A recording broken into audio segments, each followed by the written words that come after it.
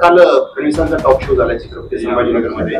बरेच काही असे मुद्दे आहेत, आम्ही कंपन्या आणतो त्यासोबत 2 महिन्यामध्ये पाणीही देतो असं त्यांनी सांगितलं. हा फेक शो होता, fake not talk, only fake show Devendra Fadnavis राज्याच्या मुख्यमंत्र्यांचा होता. तारीख पे तारीख पाण्याची दिलेली आहे. साधं पाईपलाईनचं जोडायची तर याला येऊन नारळ फोडतात आणि काल गुपचूप पंप हौस केलं. मी माहिती घेतली, काहीही झालेलं नाही, काहीही झालेलं नाही. मागच्या वर्षभरात 5दा तारखा देवेंद्रजींनी दिलेल्या आहे. मागच्या वर्षभरात या शहराला 365 दिवसापैकी 44 दिवस पाणी मिळालेलं आहे. त्यामुळे पाणी देण्याचं खोटं आश्वासन हे देत आहेत, हे काम पूर्ण करू शकलेले नाही. त्यामुळे या टॉक शो मध्ये जे जे बोलले ते सगळा फेक शो होता. कनेक्टिव्हिटी विषयी बोलले, इथले सगळे विमान बंद झालेले आहे. बेंगलोरचं बंद झालं, अहमदाबादचं बंद झालं, हैदराबादचं बंद झालं. उदयपूरची मागणी करतो. मुंबईला आणि दिल्लीला जे मोठ्या मुश्किलीनं चालतात, 710 वाजता जातात, 2 दिवसाला 3 दिवसाला जातात.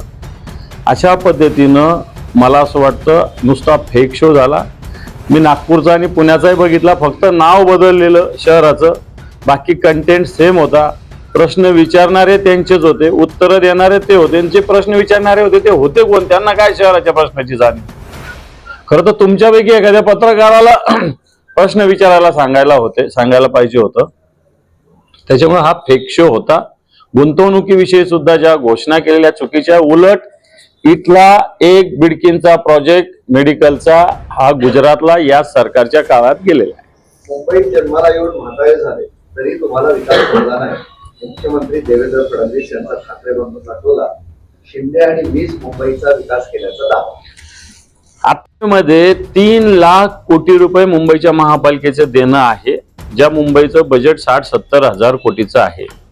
त्या 3-4 वर्षात यांनी मुंबई लुटलेली, अक्षरशः फडणवीस आणि शिंदेंनी मुंबई लुटलेली आहे मागच्या 3-3.5 वर्षामध्ये. एवढंच नव्हे, रुटीनचं सोडा, डिपॉझिट सुद्धा मोडावं लागलेलं आहे यांना 92,000-93,000 कोटीचं. त्यामुळे हे काय मुंबईचा विकास करणार?